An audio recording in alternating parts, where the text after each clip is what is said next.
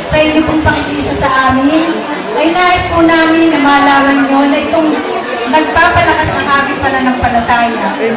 Ito rin ay nakakadagdag ng aming lakas ng loob upang kami lalong magsipag at magsikap sa aming buhay na ito bilang mga guro at tagahubog ng mga kabataan na aming tinuturuan at ginagabayan. Pinahahalagahan po namin ang mga iniambag niyo sa amin na nagsisilbing inspirasyon sa bawat isa.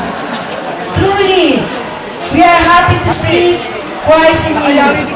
We glad to see keeping yourself as the living sacrifice. We are so proud of you as you continue spreading the good news of the Lord through the preachings and teachings. Yes, we are very glad to see you as good and happy priests. As you lead us to our journey to the kingdom of God, as you pray for us to become better fruitful, we would like you to know that we are very grateful. And we want you to know that we do pray for you also.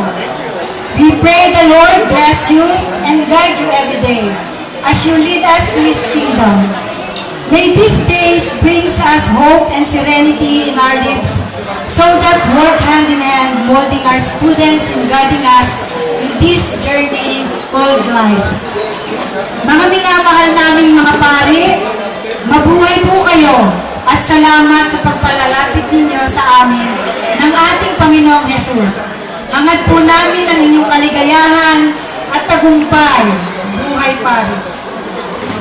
Hari nawa ay tumami pa kayo, kaya yung mga seminaristang nandito po ngayon, sana sa mga susunod na priest day ay kayo naman po makikipaglaro sa mga guro namin dito.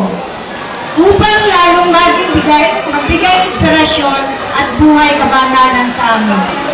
At sa patuloy ninyo, kami inailapit kay Jesus at patuloy namin siyang nakikita sa inyo. Marami pong salamat at magandang tanghali po sa inyong lahat. God bless and we love you.